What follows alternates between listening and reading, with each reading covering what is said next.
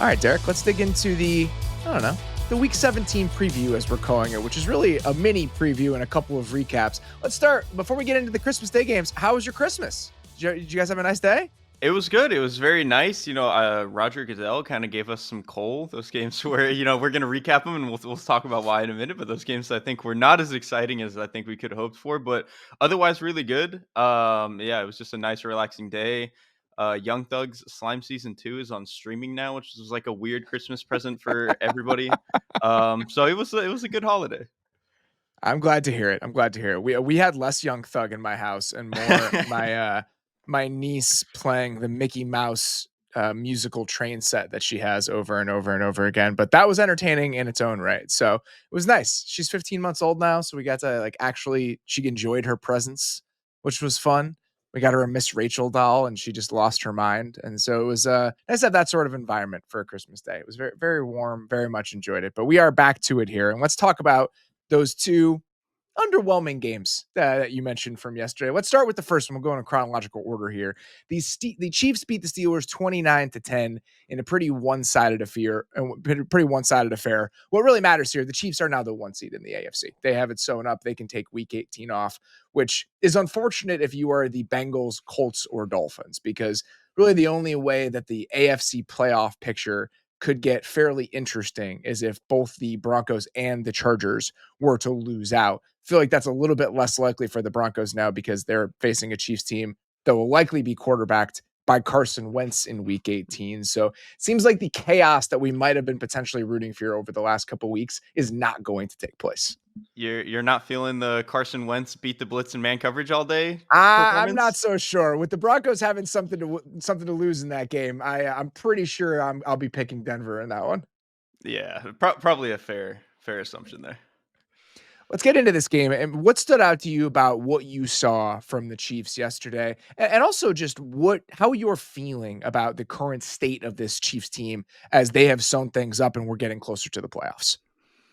I think before we dive into any of the particular details or, what exactly they were doing well or some of the players that stepped up, it finally doesn't feel hard for the Chiefs anymore. Like they don't necessarily feel like a juggernaut yet. Like I wouldn't put them in that category the way that some of the previous offenses have felt in previous years. But I think for the first 14 weeks of the season, it just felt slow and like they were trying only to squeeze the air out of the game. Like they were a team they were limiting possessions in these games. They had like some of the most plays per drive I in think they games. still Like lead they were the just, league. yeah, like they're just a team that was trying to constrict all of the air out of these games and hope that that would be enough and win these ugly 24-point games. They still do that. Like they still did that in this game and they were able to effectively move the chains on third down and stuff. And Patrick Mahomes was really good in the quick game. The run game was hit or miss, but on RPOs, I thought they did well. So they could still move the ball slowly, but they also found some of the explosives. And it felt like they found a little bit more easy buttons with getting Hollywood activated and Justin Watson. Some of the shot plays actually hit. So, like, it just, for the first time in a long time, basically all season, it just felt like they weren't really straining for good offense. It felt like this was like, okay, they're finding the groove a little bit here. I feel the same way about this game as I felt about watching them against the Texans. You're going against what has been a top 10 defense for most of the season, even though it's been a rough couple weeks for Houston now. And the Steelers a little bit banged up. I think they missed Joey Porter Jr. yesterday, but this has been a good defense for most of the season. 2 weeks in a row, I've been impressed by the plan that the Chiefs have had on offense, the deployment of some of these pieces and the way it all feels like it's fitting together, and what they've looked like protecting the quarterback compared to what it had looked like over the past 3 or 4 weeks. And we talked about this a lot. These have been two of the best pass rushes in the league. One of the ways they mitigated that is they're just getting rid of the ball almost immediately throughout this entire game. Mahomes had a 2.34 average time to throw in this game, which I believe is his fastest of the season. But that speaks to me about the details behind what they're trying to do on offense. You mentioned some of the RPOs. I just thought that the RPO game, letting him play point guard a little bit, the spacing in some of the RPO stuff that they're doing, like that bubble slant RPO that they have right now that they hit last week against Houston too. I just think that the spacing and how they're allowing him to make some of these quick decisions, I just really like the plans they have brought into both of these games. And when you combine that with the individual pieces feeling like they found their spots within this offense and a quarterback who's still capable of playing at this level, they are starting to feel a little bit dangerous. And I want to be clear about this before we move on. I think that there's going to be like 3 weeks ago, 4 weeks ago, I was concerned about the Chiefs because of the way that the Chiefs were playing. I feel better about the Chiefs now because the Chiefs are playing better. Like we can change the way that we're seeing these teams as things shift late in the season. Like I don't there's part of me that thinks a Chiefs team that goes 15-2 this year, that's not really indicative of who they were all year, but they can still be one of the best teams in the league by week time we get to the end of the season because of how they've been playing as of late. Right, they're that team now. I mean, we did this song and dance with the Patriots a number of times during their dynasty where Yes. it's like for 15 weeks, there's just like, ah, okay, they got to 12 wins somehow. But then by the end of it and by the playoffs, you're like, ah, they actually kind of feel like a really good team. And that's, I think They we've played like their certainly, four best games of the year over the last four games. and specifically on offense, these last two have been there just again the most easy that it's felt, where they just feel like they are for the first time really ahead of the other team. Like previously, it was like, all right, they can run the ball a decent amount. Patrick Mahomes bails out on third down. It didn't feel like that in this game, and like he obviously still does that on third down. And he had two of those just BS where he just like scrambles around a little bit and like flips the ball out type of plays in this game, which is just silly. But the fact that those aren't as necessary anymore and they can still do other stuff to move the ball well, I think is awesome. I really didn't. I mean, I knew Hollywood Brown being in the offense was going to help them to some degree, but I didn't necessarily realize that it would be that now Xavier Worthy only has to do all of the gadgety, stupid Yeah. BS stuff. Like Xavier Worthy having to be a real receiver, I think hurt the offense a little bit in some of their consistency beforehand. Now that Hollywood Brown can just do all of those same type of routes by himself, and now all the gadget plays just go to Xavier Worthy, and him lining up in the backfield on that first touchdown where they've got him in the backfield to the boundary, just run out there. We're going to create a little bit of commotion with the other tight split receivers. Minka Fitzpatrick is a little bit too late to react to it, races to the pylon and scores a touchdown. Like just being able to only activate him on that stuff, I think it's gone such a long way for this team. It's a great point. I think that him being utilized in all of these ways where it's on these shallow crosses or there's a slide route coming back to him the other way or using him in the backfield, some of these scheme touches and allowing him to be somebody where it's eye candy and just schemed plays for him. I think that makes total sense. And the big chunk that Hollywood Brown played sticks out to me in this game is the little like return, like the little crosser return circus route that he ran. Like that's real receiver stuff that now he's able to do where you slot Worthy into this where the details don't necessarily matter as much. You're just getting the ball in his hands or using him to displace people rather than having to rely on him to do some of the more nuanced stuff. So I think that's a big part of it. And then the other thing, we talk about guys sliding into the correct roles. I thought that they did a really good job of helping Joe Tooney in this game. The P. Ryan flip play is a perfect example where it's, to me, it's an expression of why this offense is frustrating to go against. It's 3rd and 11. They are in empty. They chip both edges, which again, smart, just good football when you're playing against a team like the Steelers. Gives Mahomes a little bit of time. He escapes out of the pocket and then he flips it to P. Ryan while P. Ryan's on the ground for a 14-yard gain. So it's a combination of the quarterback wanting you to rage quit every single time you have to play against him and the details of the offense being good. That to me is the scariest formula for this Chiefs team where everything else is in a pretty good spot. And then you have to deal with him on the plays where as a defense, you actually should have an advantage, but in the end, you probably don't. Right. The fact that those plays where Mahomes goes sicko mode are not the only thing that's moving the offense anymore. He does, the burden is a little bit easy. And when you take the burden a little bit off of Patrick Mahomes, that's how you get a day where he just has like 9 yards per attempt and he feels completely unstoppable. I think he had like a 90 something QBR in this game. I mean, he played about as perfect of quarterback as you could possibly play. And the other like little nugget in this game too, he actually had a huge scramble in this game, which the Yeah. Steelers, we've talked about a number of times this season. They don't allow scrambles. And so the fact that he was able to pop one of those, I thought was huge. This was just, again, it felt like almost in every way, it felt like the Chiefs actually had an answer for stuff and they could go to multiple pitches. Whereas beforehand, it was just pound away for 3.5, 4 yards at a time. Patrick save us on 3rd and 6. The Tooney thing, I think that getting the ball out quickly was helpful, but also just the amount of RPOs that they were using. He could get on guys. If you look at Mhm. like what he was doing against Alex Highsmith, even in some one-on-one situations, he could jump set him, get on him really quickly. I just thought that overall, the plan on offense and how they helped out the pieces on within this group that needed a little bit of help, it speaks to what the details of this thing have looked like over the last couple of weeks and why it feels a little bit different for the Chiefs on offense right now. Let's get to the other side of the ball and just the other side of this game. The Steelers lose this game, they are now behind the Ravens in the AFC North. They will likely be the 5 seed, which would have them at Houston in the wild card round, which we will certainly talk about. There's a couple other scenarios where the Steelers could fall to like the 6 or 7 seed, but the most likely outcome here is for them to be the 5 seed. And for as much as it feels like the Chiefs are rounding into form in the right way as we get toward the playoffs, it feels like the Steelers have kind of taken a step back, kind of to the sort of team we've expected them to be over the last few years, where there are elements of who they are that you can get excited about, but the deficiencies are so clear and they present such a gap between them and the best teams in the AFC that, again, I kind of have arrived in a place with Pittsburgh, even if the offense has looked better for a big portion of this year, that reminds me of how I felt about them as we've gotten toward the playoffs in the last couple seasons.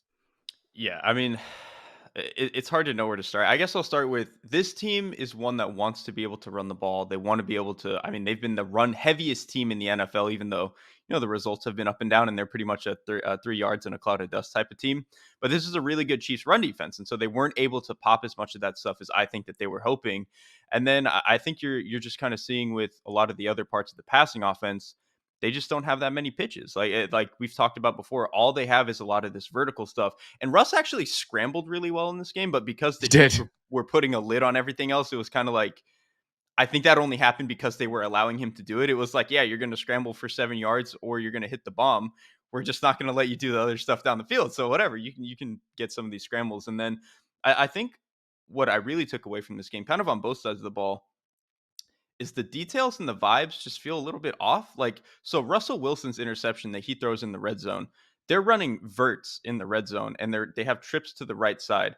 The number 3, who's closest to the formation, he's trying to run like a bender up almost towards the left hash, like from the right side towards the left hash. Russ thinks he can hit it because he's getting cover 2. But Pickens, who is the receiver to the left side by himself, just doesn't run his vertical route. So the safety to that side is like, well, I don't have to cover anything. I can go pick off this ball. And so that's just one of the things where the detail and the frustration is weird. And then I think they had safety to Sean Elliott after the game saying, like, yeah, man, on defense, we're communicating and all this stuff, but guys just aren't doing their jobs. And I don't think he necessarily called anybody out, but I think that you can Cam feel Hayward that a said little something bit in this similar. game. Right. Like, and that's what I'm saying. Like, the vibes are just, they feel a little bit not as good as they were maybe 3-4 weeks ago when they were hitting some of the explosives and the defense was playing at a high level against some lesser offenses. So I think you make a good point that I still don't think this is a pushover team necessarily, but they're probably not the contender. I mean, they were never really a contender, but like the contender fighter maybe that they could have been 3 weeks ago. Yeah, they're less scary again. Yeah. Let's just call it like it is. There are 3 teams in the AFC who I think have definitively separated themselves from everybody else. It's Kansas City, it's Baltimore, and it's the Buffalo. I think that the Steelers are definitively a big step down from those teams. There was a stretch in the middle of the season where I think you probably could have talked yourself into them potentially creeping toward that level in a way that they haven't over the last few years, even if they've been a wild card team. But And I think that now that's just not the case anymore. and I think the thing I would add to that too is at the time, let's say 3-4 weeks ago, the Kansas City's defense was a little bit reeling. Their offense had Mhm. not hit the stride that they're in now. And Baltimore's defense, they were starting to turn it around, but I don't think we were all the way there on them turning around. And they had still had some of these weird losses, and the record didn't look great. So you could sell yourself that the top end of the AFC was maybe a little bit lower than we think of it now. And then the Steelers, maybe we felt a little bit more comfortable. Now it's like you said, the 3 elite teams in the AFC feel like they're in a different class, and the Steelers have fallen a little bit out of favor.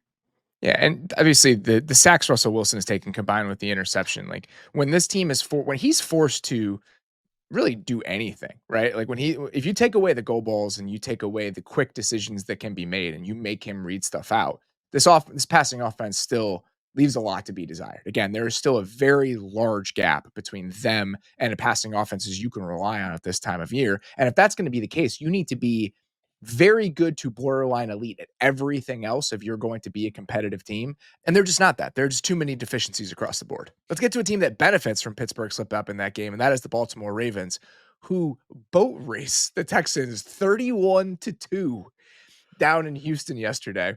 Why this matters, the Ravens are now ahead of the Steelers in the AFC North.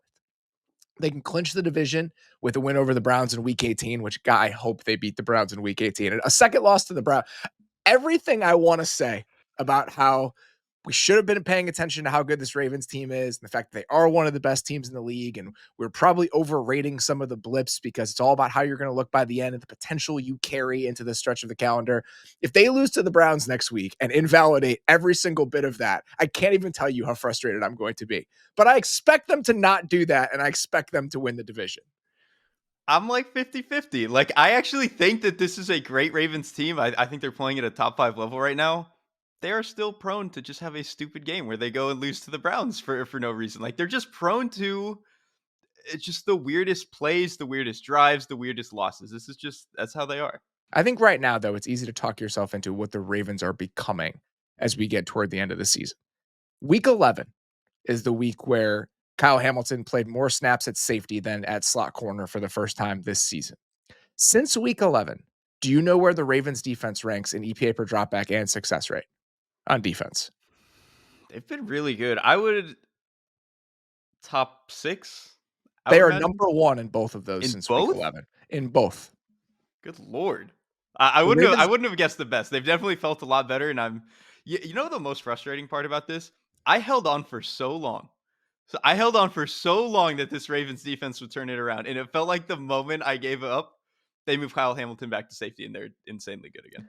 the lesson to be learned from this, I think, is that if you have a really, really good offense, like one of the best offenses in the league, and I think you can make a strong case that the Ravens do have the best offense in the league. Like I think people have focused a lot on the blips and some of the brain fart moments in the Ravens season. You lose a game to the Raiders, you lose that against that Browns team. They have destroyed so many playoff teams. They destroyed the Bills. They destroyed a Texans team. The Texans were number one in the league in defensive DVOA coming into this week. And you can, have your quibbles with that. And they didn't look great against the Chiefs last week. This has been objectively one of the best offenses in the league or defenses in the league by any metric you want to look at. The Ravens won 31-2 against them. The Ravens destroyed the Broncos, who were a top 5 team. So what they're capable of doing at their best. I understand the down swings are frustrating, but part of that is because of what the defense looked like. Your offense most likely is going to be a more consistent, reliable unit over the course of the year. It's going to be less likely that you're going to see huge vacillations between what your offense is from the first half of the season to the second half of the season. Defense is not like that. Couple tweaks, things kind of round into form, things crystallize a little bit. You move a couple guys around, you figure out who you want to be, especially with a staff and a coordinator who's doing this for the first time. Like it was easy to imagine the defense getting at least a little bit better down the back half of the season. And if the offense stayed as good as it had been, how scary would this team be? Well, that happened. Like that's exactly what has happened. And I think we probably should have been a little bit more open to this possibility for what the potential of this Ravens team could look like by the time we got to this point in the year. I just can't believe it's been this drastic. Like, I still, even when I kind of gave up on them, I still thought there was a world where it's like, all right, they can turn it around. They can find something and be the 14th best defense. Enough to where this offense is not going to be having to chase 35 points every single game.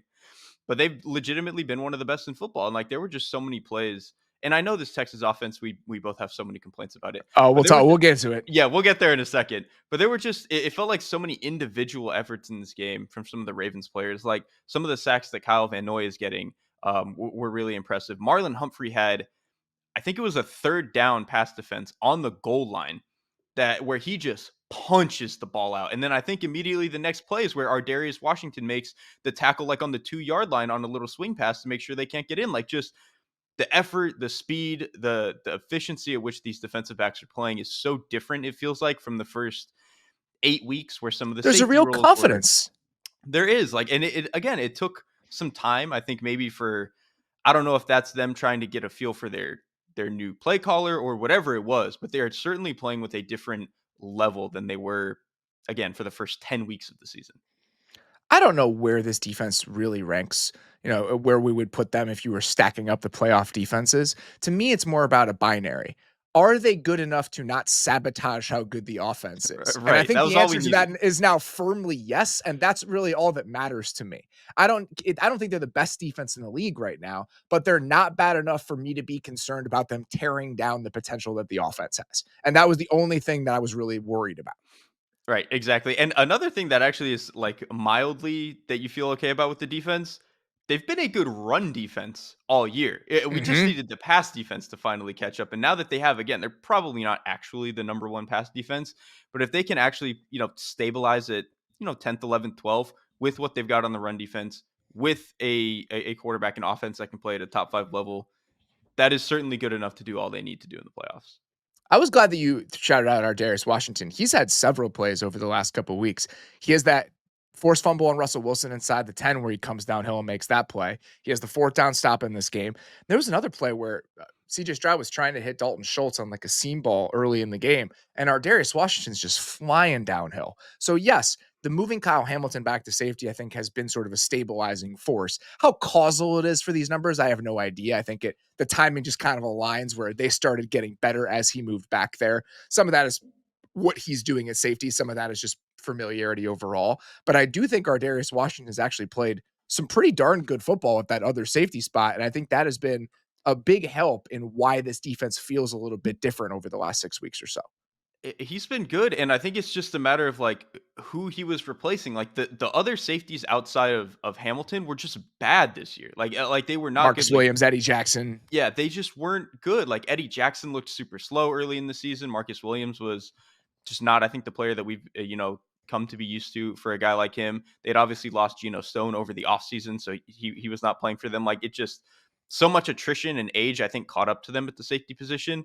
For Ardarius Washington to come in and give them a little bit of pop at that position, I think has just done like a world of wonders for them. The other Raven centric thing that I want to dig into here is that a couple weeks ago, it felt like Josh Allen had the inside track to win the MVP, that this was his to lose. I really don't think that's the case anymore. I mean, I don't think you could make a straight faced argument about why Josh Allen is significantly ahead of Lamar Jackson in this race. The Ravens have been the number one team in the NFL. Lamar is about to be the first player in NFL history to throw for 4,000 yards and run for 800 yards in a single season. They lead the league in every conceivable advanced metric. And he's able to do this. He's able to have games like this and moments like this where, yeah, the running game is really good. And again, second week in a row, I love the plan on the ground. All of like the wham concepts they were hitting, getting guys upfield. I really think that they've settled into who they want to be running the football given the opponent. But then you have 4, 5, 6 plays over the course of the game where he just snaps your will to live. And that combination in totality with what this offense is only possible because he's playing like arguably the best player in the league this season. It's shocking to me that he is somehow better than he was last year. And last year, I think I it think was again, significantly better. yes, like he's more put together, he's more mature, and like he was already, I think, obviously a significantly better passer than I think for a long time people had given him credit for. But even this year, like just his ability to remain in the pocket when he needs to and keep his eyes up and throw to every single level of the field, like his ability to throw from outside of the pocket has been incredible this year. What he's done in the red zone has been incredible this year. Like he's just, it's really, really hard to poke a hole in his game. Like I think even when he won the MVP in like what was it, 2019, I think his first season, or 2018, whatever it was, 2019. 2019, his Yeah. first full year as a starter. He was obviously incredible, but there were still some holes in his game, and he was like kind of figuring this stuff out. And then I think even over the next few years when he was really good, he was still figuring some stuff out. But he's elevated to a level that we just, I think I said it a few weeks ago, we have not seen a player like this be this complete and this put together and this effective. Like he's one of one in the way that he does it. And like he only had to throw the ball, what was it, 15 times in this game?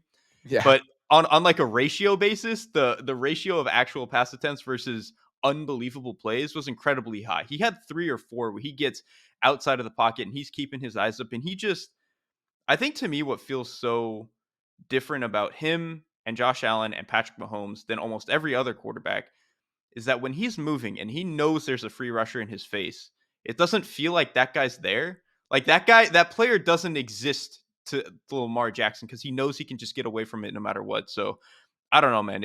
I almost don't have any words for the way that Lamar is playing right now. He's been truly, truly incredible.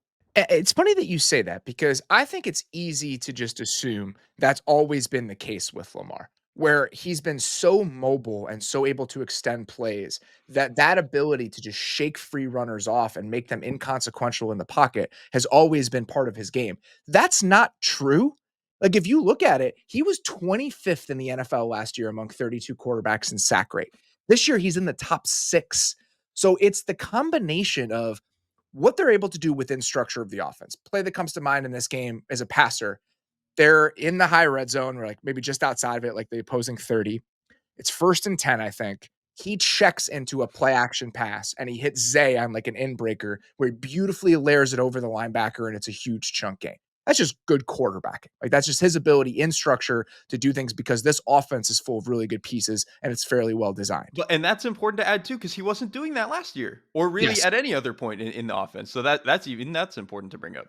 So that's the in structure stuff, and he does that all the time. We've seen him be a really, really good quarterback from the pocket all season on time. And then in this game, you have the 3 or 4 plays. I mean, the throw he hits to Mark Andrews where he's just shaking off Miles Bryant in the pocket, he's doing that all the time. But the sack mitigation and the ability to avoid negative plays there, it's never been at this level. So if I'm trying to piece together 2 things, maybe 3 things that feel different about him this year compared to last year, lack of sacks and just not having those negative plays creep into the offense as much.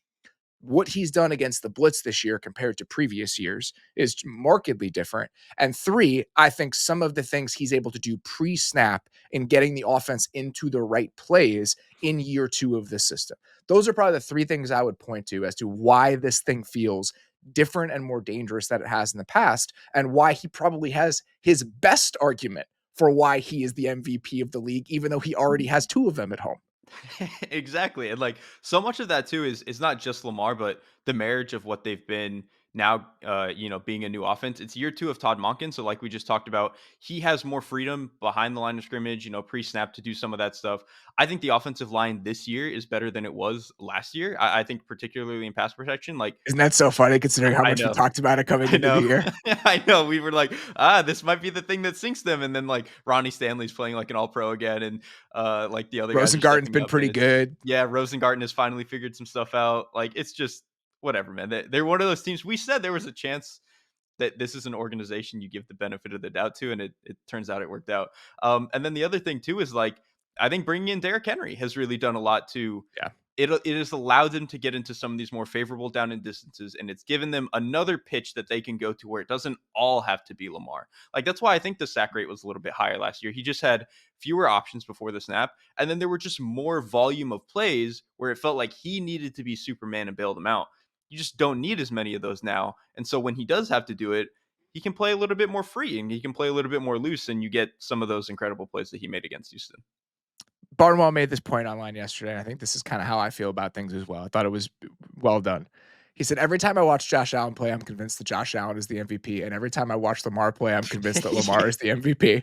And that's Yes. kind of where I'm at with it now, too. It's like you watch that game yesterday, it's like, of course that guy's the MVP. But the next time I watch Josh Allen play, are we just going to forget what he did against Detroit? So pumping up one or propping up the one has nothing to do with diminishing the other. They've both had unbelievable seasons. And I really do think this is going to come down to what happens over the final 2 weeks of the year. And that's fun. Like that's how it should be. The last thing I want to say about the MVP award before I say one more thing about Omar. The thing that's happened over the last week or so that I find very funny is that now there's been like a little drumbeat on social media where it's like, well, the MVP doesn't matter. We shouldn't care this much about it. Why do you like What do you sports? mean? Yeah, like the whole point is that we can argue about stupid like this. Like it's fun. Oh, the MVP doesn't matter. Why should we care about it? I don't think we've talked about it that much, but I still think I'm interested in it, like as a marker of what the season was. And I just feel like I enjoy those conversations. Like I started liking sports because I liked arguing about sports with my friends. So I enjoy those elements of it, and I'm always going to enjoy those elements of it. So the conclusion of this doesn't matter, why are we arguing about it? To me is just none of this matters. Like none of this is important. And this one is like it's actually historically significant. Either Lamar is going to put himself in very rare territory of having 3+ MVPs, or Josh Allen is finally going to get his first, and we're going to have a little bit of like, here, man, this is for all the work that you've done over the past 4 or 5 years or whatever. You finally get your MVP. Like, it actually is an award that is finally going to do something for like the resume of one of these players. The last thing I want to say about Lamar, there was that moment coming off the field where he gave his kid his beanie yesterday coming out of the tunnel. The kid's mom gave him like a big chain that they had brought to the game. First of all, I love that Lamar is willing to take things from people in the stands all the time. Do you remember that thing with the carpet where the guy had like a full length carpet of Lamar? And he's like, I want that carpet. I want you to bring me that carpet. I've never talked about this before, but there was a moment when I was at Ravens training camp this year. It was after practice had ended, and Lamar was out signing autographs. And I'm sure this is the case with a lot of quarterbacks who would be willing to do it. But there were 60 kids just circled around him, just clamoring for him to sign something. And that moment with the kid yesterday, I just think it's really beautiful what he just the awe he encourages from people, just the reaction that people and especially kids have to him. And it makes total sense just based on his play style and what he's capable of. I think he kind of incites that in me. Like he makes me like have this like childlike giddiness about the way that he can play. And so I just thought that moment was really indicative of who Lamar is to people that are watching the sport. And I've seen it on a couple different fronts, but it's just not at all surprising to see somebody react to him that way because I just think that he inspires those sorts of feelings from pretty much anybody who cares about the game in any way. It's why I love him, man. Like I grew up in one of the most just I cannot believe this guy exists players for me was Michael Vick. You know, I was like 10 years old or whatever, and watching him do what he did, I was like, how is anybody doing this?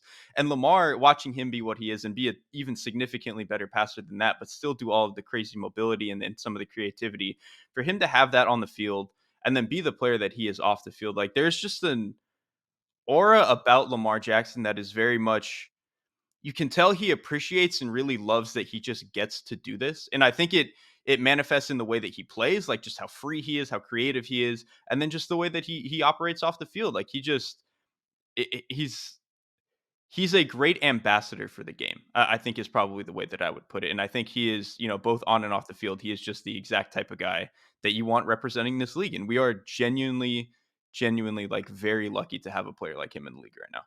I totally agree with that, and I think that the fact that he passed Michael Vick yesterday for the all-time record for quarterback rushing yards at age 27, by the way. Right. At 27 years old, he has Not more even rushing close to yards than done. any quarterback in NFL history, and the fact that he could have rushed for 0 yards this season, and you could still make an argument that he would be deserving of the MVP, and I think you've said this. There are very few guys we've ever seen who are like this. He's probably the only one, just with that combined skill set and the way that he deploys it, and so having him having these moments this season has been very fun to watch. Let's very much change the conversation here and get to the current state of the Houston Texans. I don't really know what else there is to say that we haven't already said about this Houston team and about this Houston offense. They got punked yesterday on defense by the Ravens offense. I think that kind of feels like an aberration compared to what we've seen for most of the year. But again, another game on offense where they did absolutely nothing. They averaged 3.9 yards per play. They had a 34% success rate. And a lot of it was more of the same. Like the areas where they struggled are similar to what's happening for most of this season. Pass protection issues, negative plays on early downs. And then you can't absolve all blame for the quarterback because I think that's one of the biggest issues here is that when there are plays to be made, he's not making them. There aren't that many of them per game, but he's also playing a lot worse than he did last year. And when you combine all of that together, you get what this Texans offense has felt like for pretty much this entire season. Yeah, like almost all of their good plays were just we finally hit the first and 10 play action like in breaker to Nico Yes, Collins. Like that's it. That's all they got. they did almost nothing outside of that. And again, some of it goes back to offensive line is bottom 5 in the league, and even with some of the shuffling, they haven't been able to figure anything out. The run game is still not very good. I think now that they are down 2 of their best pass catchers, obviously in Stephon Diggs and Tank Dell. You feel the lack of versatility in the offense, but also the lack of speed. Like Nico is really their best guy who can stretch down the field. But if you're making him run all those routes where he's got to stretch down the field, okay, well, who's running your intermediate route? Like John Mechie, like Robert Woods, like that. That's probably not good enough to be a legitimate like playoff type of offense, especially if the pass protection is not going to be any good. And then I think, like you said, a lot of that continues to leak into CJ Stroud's play. I thought, obviously, what was it? I think that Jets game maybe 6 weeks ago or so, that was probably one of the worst games I've ever seen him play. This game, again, he hit some of those, in structure throws over the middle and stuff, but he missed 5 or 6 or 7 throws in this game where he was clean pocket, guy was open, he just didn't hit it. And it was bizarre because that's just not usually the problem with him. Usually the other issue with him this year has been he's holding the ball a little bit too long, or maybe he'll force a pass he shouldn't. And this game, he was just kind of missing. And so there's part of me that wants to write that off in the sense of you don't see that very often. But just the fact that we're getting more bad performances from him, you can feel him be a little bit more antsy, a little bit more like, I need this to work or we're going to be in a bad way.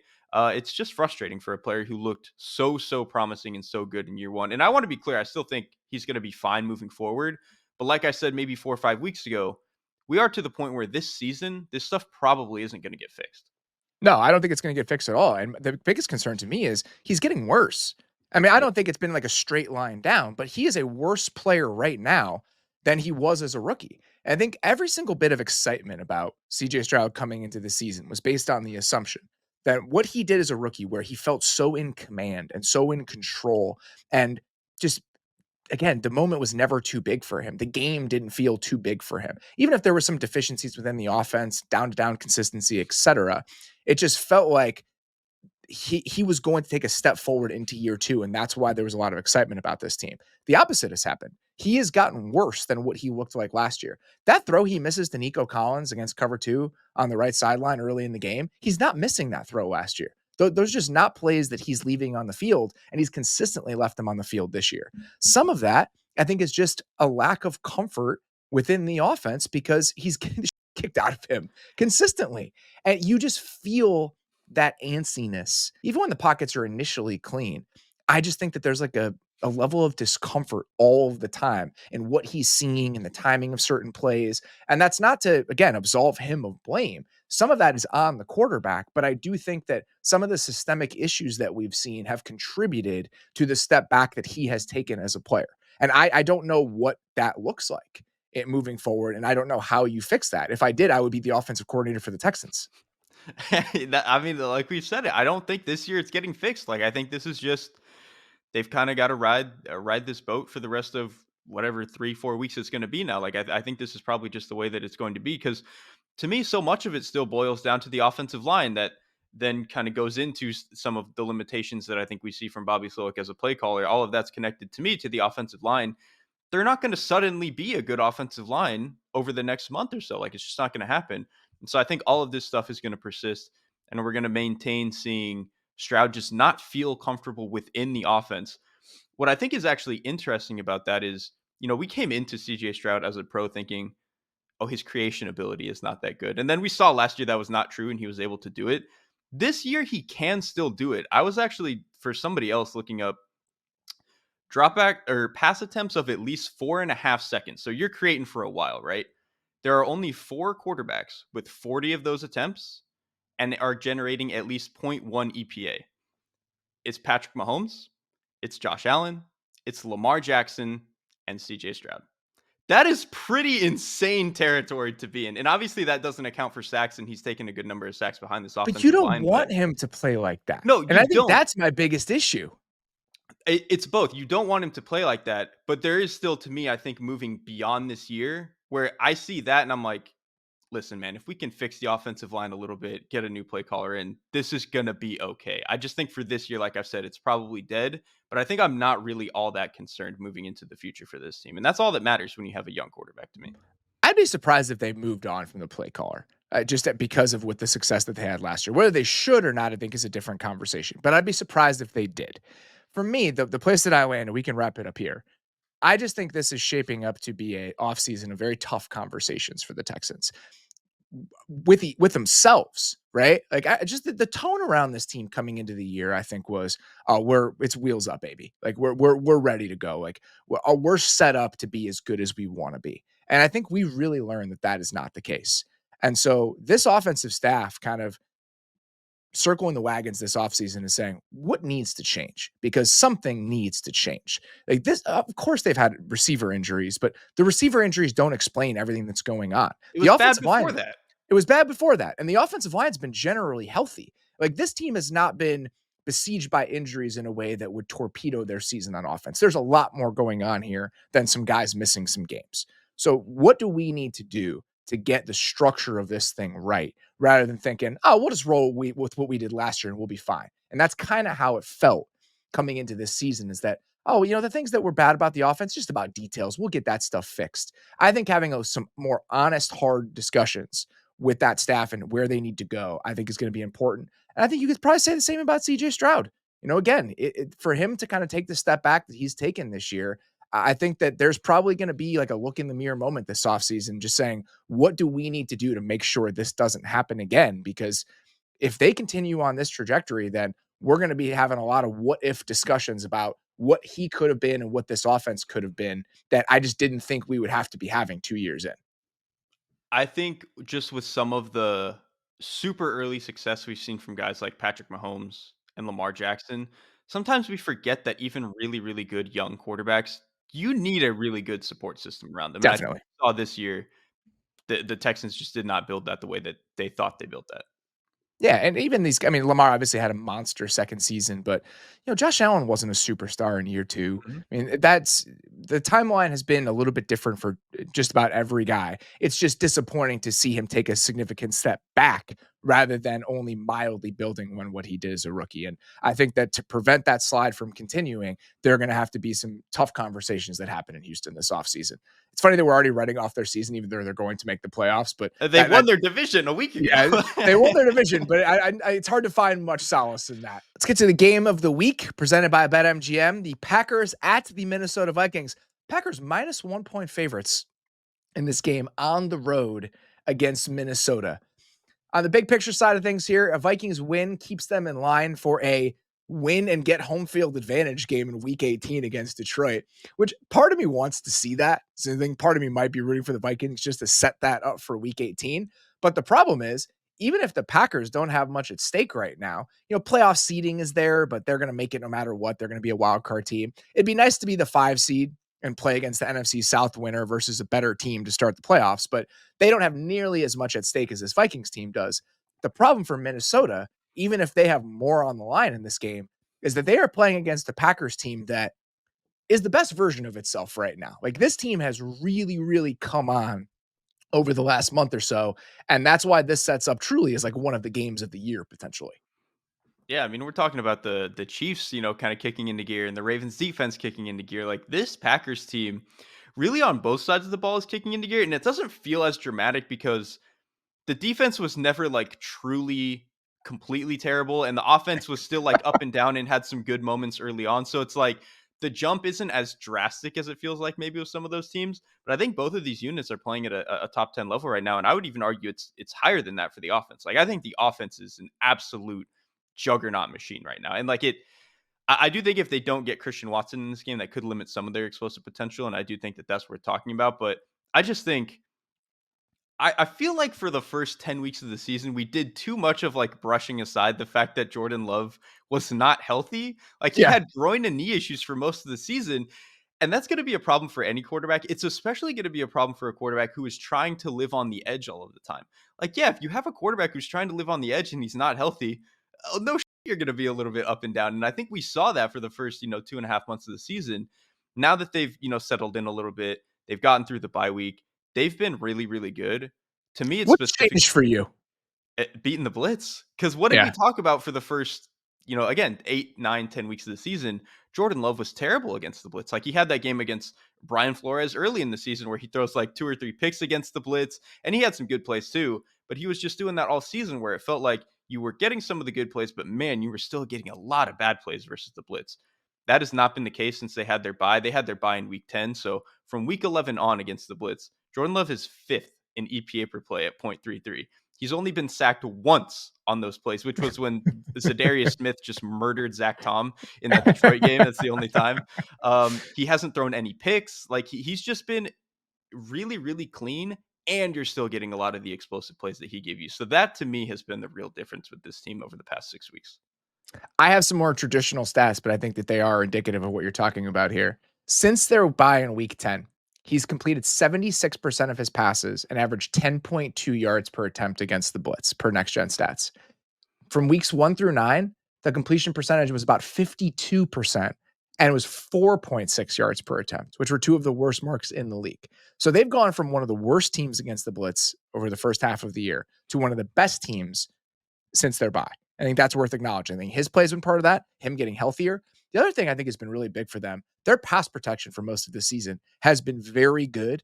And this team always, especially, I mean, really since the beginning of my lifetime, which is frustrating, they've always been better than the sum of their parts up front. always. And there have been stretches where, that 2014 team that comes to mind, I remember writing a big story about that group, and the individual talent on that group was really good. You had Bakhtiari, you had uh, Josh Sitton, you had Corey Linsley, TJ Lang, Brian Balaga was the right tackle. That's a very good group. That's a group with a lot of pedigree players and high investments. But TJ Lang was a fourth round pick. Josh Sitton was a fourth round pick. David Bakhtiari was a fourth round pick.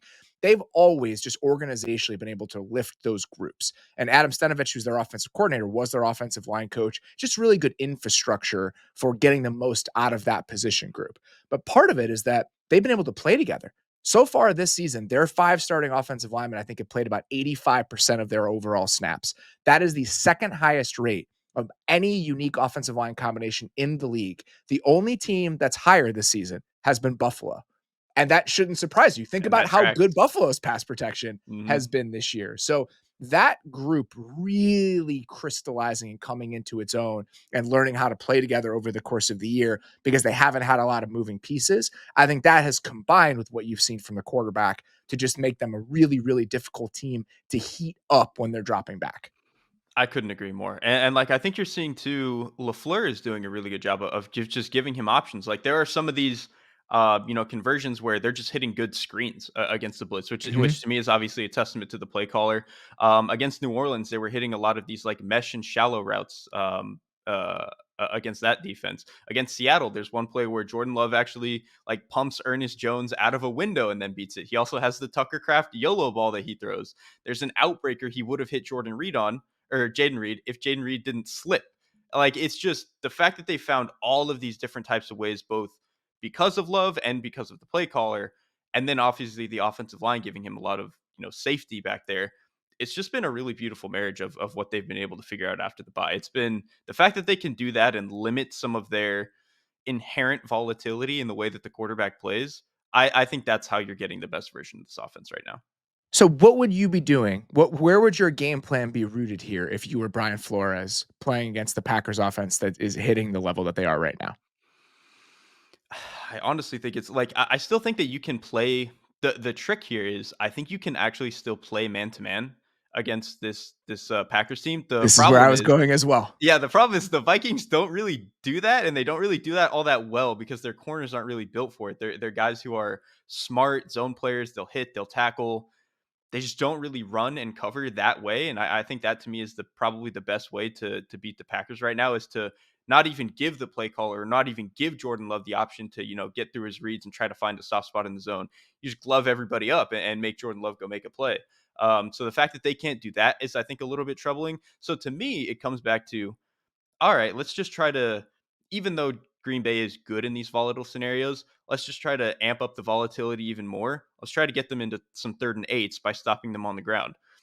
Okay, like that's cool in theory, and I know that Minnesota is a really good run defense. Green Bay also has the 5th highest rushing success rate since they're by. Like they're a really good team that is not going to let themselves get into these bad, down and distances. So I think it's a really tricky matchup for Minnesota. Like I think we're going to look back at the last Minnesota game and be like, oh, they gave Jordan Love so many problems. But to me, it just goes back to Love was not healthy at the time, and I think the offense didn't have as many answers as they have now.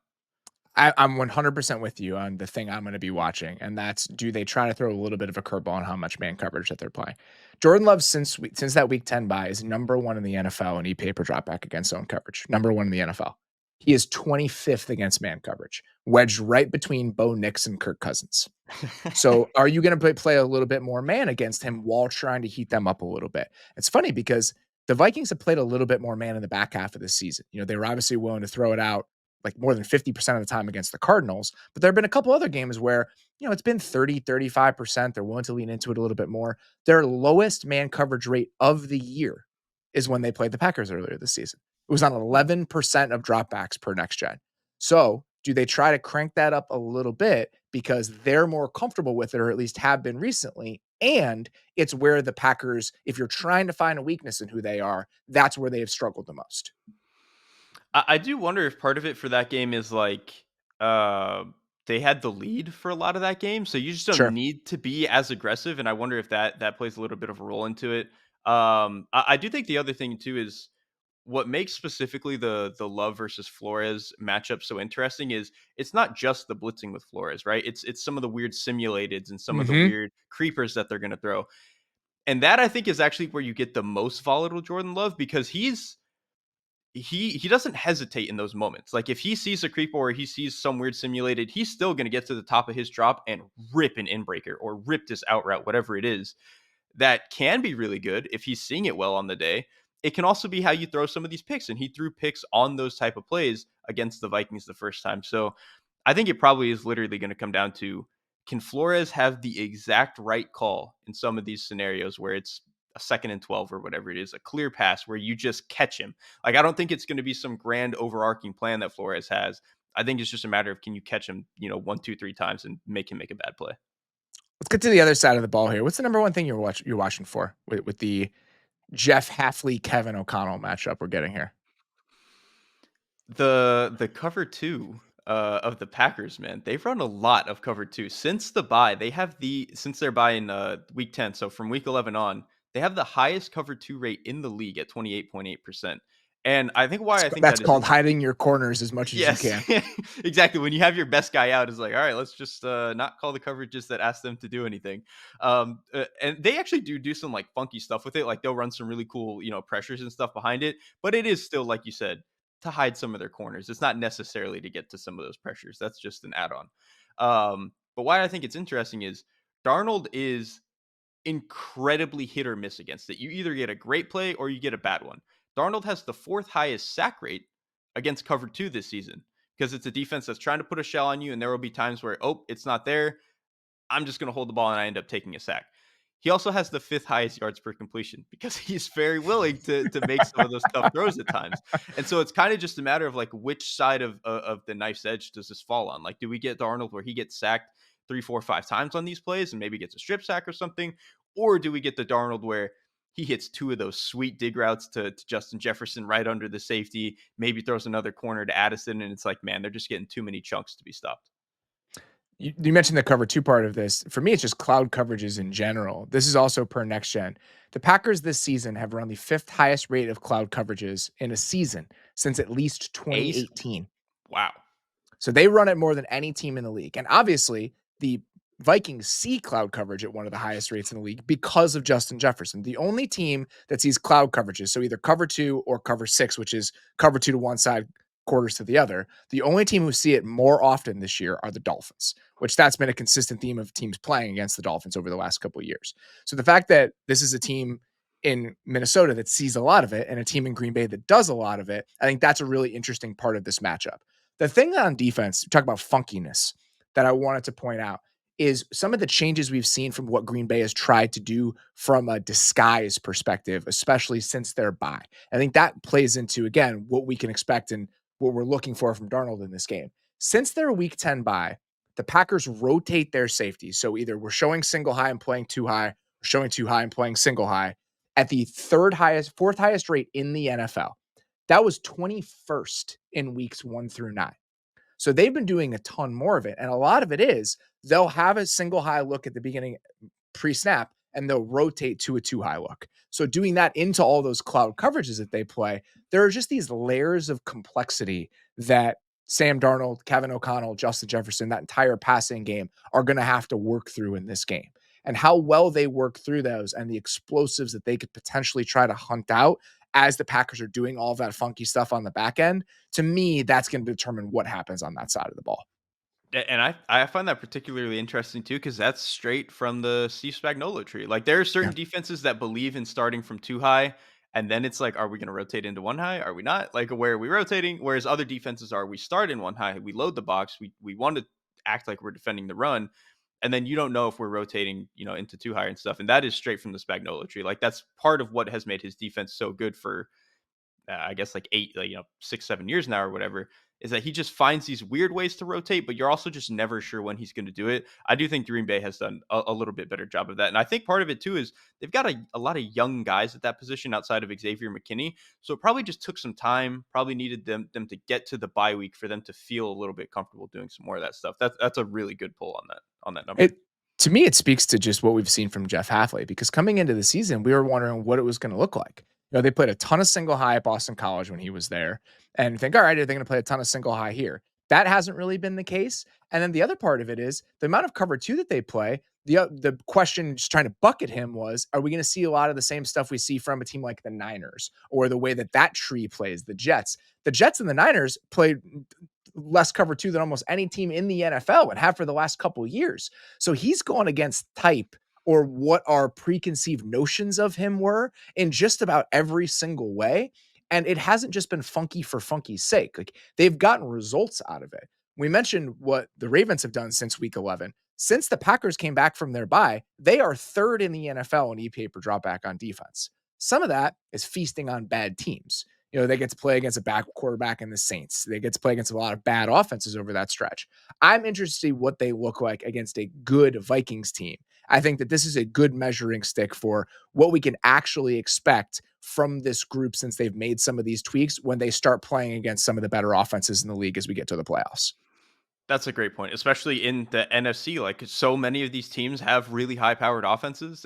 Like, no matter who Yeah, you. all the playoff teams usually do.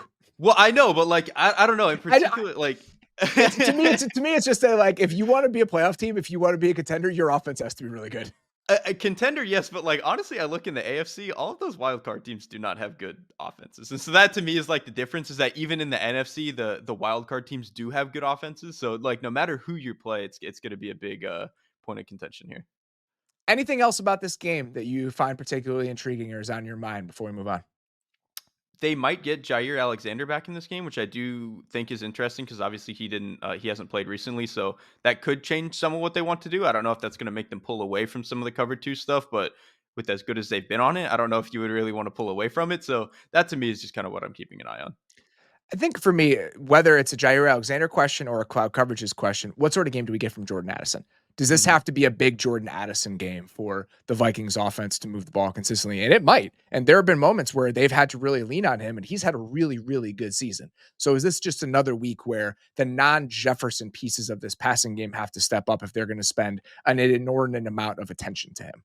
And I actually think what'll be interesting about that is the Packers DBs will put hands on you. Like they will put those guys on the line of scrimmage. They will press. They will jam. Whether it's in cover two, whether it's in man, whatever it is.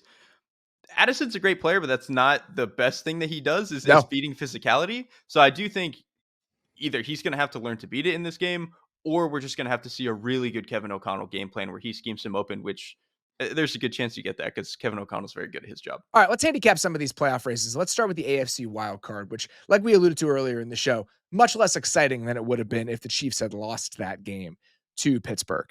So, as it currently stands, per our own Austin Mock at the Athletic, the Chargers are the 6th seed, the Broncos are the 7th seed. The Chargers have a 94% chance of making the playoffs. The Broncos have a 75% chance. To clinch, the Chargers and the Broncos only need to win one game. So the Broncos get the Bengals this week, which that's a tough test, but they get a Chiefs team in week 18 now that likely has nothing to play for. They win either of those games, they're in. If the Chargers win either of their games, they're in.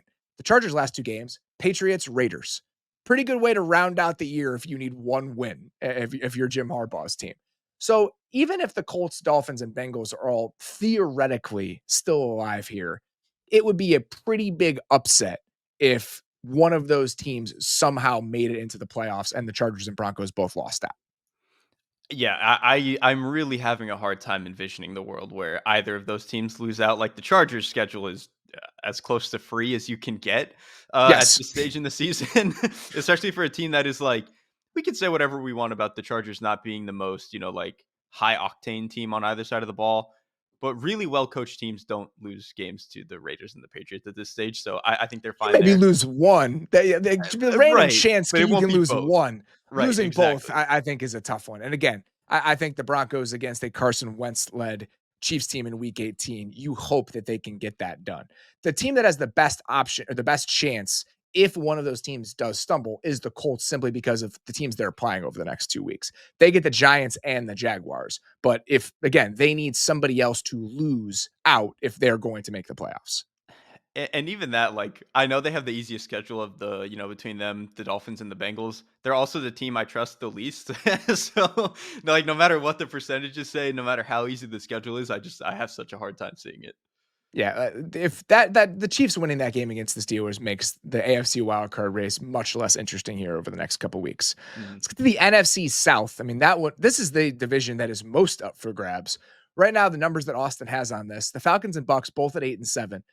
He has Atlanta with a 51% chance of winning the division or making the playoffs, and the Bucks with a 49% chance of making the playoffs. Both of them have slim paths to the wild card if Washington were to lose out. There's also a scenario that, while unlikely, is still fun.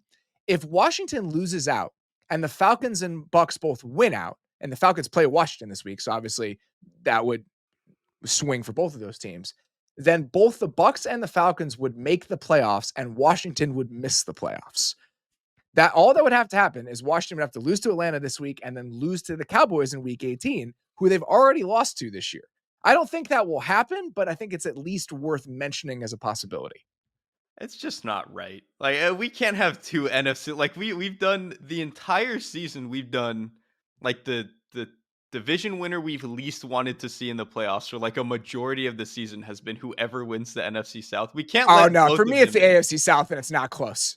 I I guess at this point, yeah. The Bucks I at offense is least at least fun to watch, and I'm intrigued by the Penix thing. If you told me we could kick the yeah, Texans the out and Penix throw thing the does Falcons and change the it. Bucks in, I'm in.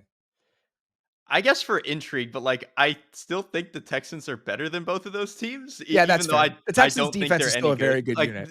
right, the Texans defense is still awesome. But and like for as cool as Washington's story has been, it would be weird if they missed, right?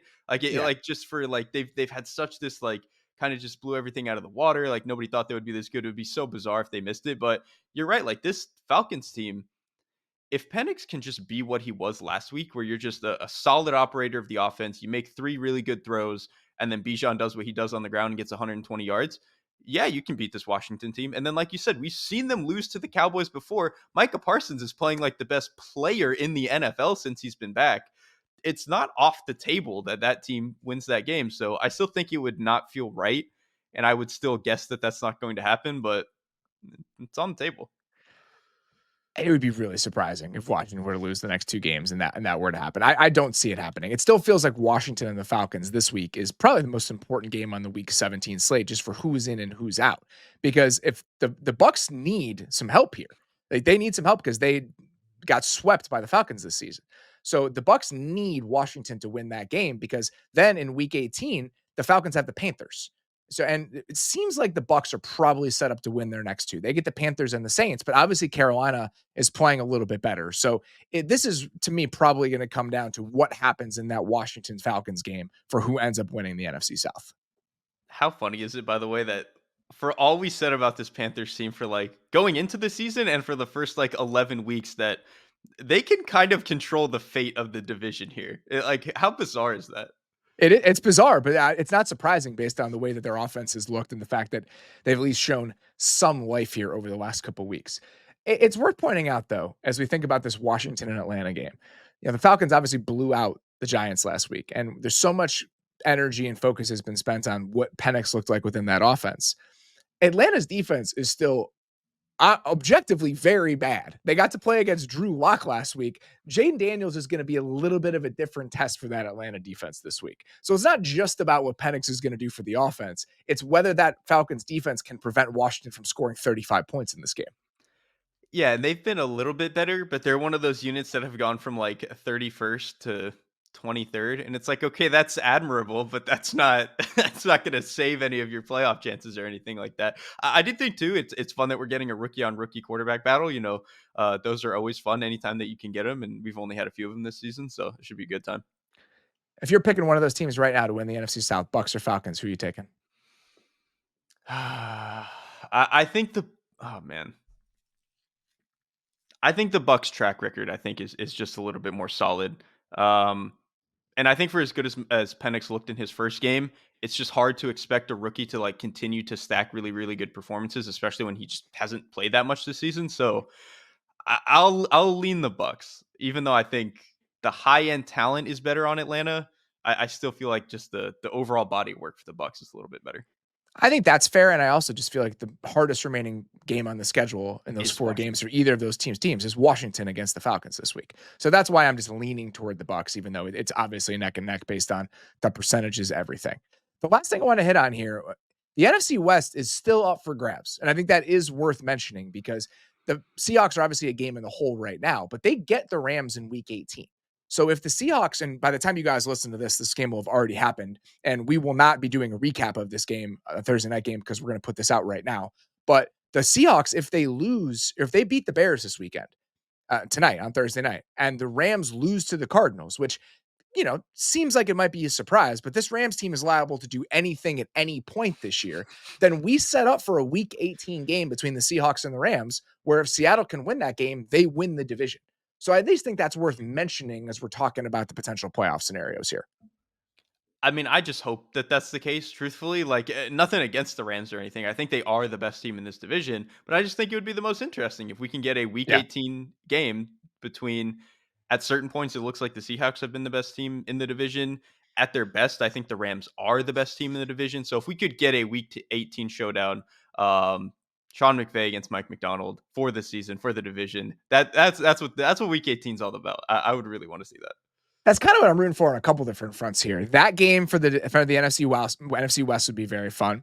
And if we can get that Lions Vikings game for the number one seed Ooh. and the home field advantage in the NFC, I think that's very enjoyable. I'm not rooting against the Rams or the Packers here, but I am rooting for what is going to We're be the rooting most for exciting next content. week. Yes, Yes. I'm rooting for my own personal viewing experience. That's most of what I'm rooting for these days, especially since my team is no longer relevant in any capacity. It's very funny that my wife and I floated to her earlier in the season that we could potentially go to this game because it's a Thursday night game. It's in Chicago. I never get to go to Bears games anymore. And I was like, yeah, maybe we'll go. No chance. Like the potential, first of all, it's actually kind of warm out in Chicago today. It's like 40 degrees. So the weather isn't even that bad, even though it's a little dreary out. But the embarrassment potential and how high it is for any single game for this team right now, let alone against a team with Mike McDonald and the defensive pieces that Seattle does, I just couldn't do that to her. Like the idea of going to her first game and having it be one where the quarterback takes 8 sacks and they win 27-3, it just feels too cruel. Like it's not the right way to introduce her to Chicago Bears football. Yeah, you don't wanna do, "Hey, here's the quarterback our team just drafted first overall. He's gonna save the franchise," and then you walk out and Mike McDonald just pants him for 7 sacks, and it's like, "Oh, well," on the final game of this, like, yeah, it's just that's not good. We'll see what the 2025 schedule looks like, and we'll see if there is a Monday or a Thursday night game in the second half of the year where we'll know what we're getting into by the time we decide whether we're going or not.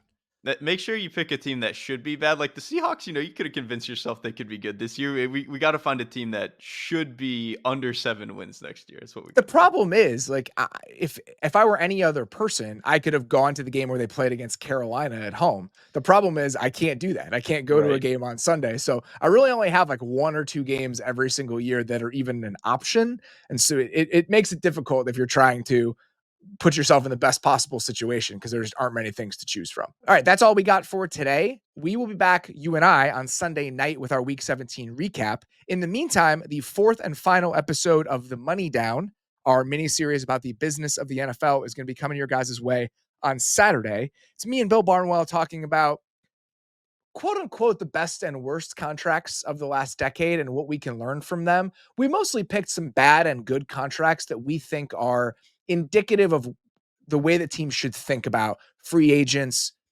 resources, players they're trying to acquire. So some good and bad deals from the last decade or so that we think tell some stories about what teams should be doing as they're thinking about how to spend their money. So if you guys want to check that out on Saturday, would really appreciate it. And then we'll be back with our Week 17 recap on Sunday night. Until then, really appreciate you listening. We'll talk to you soon.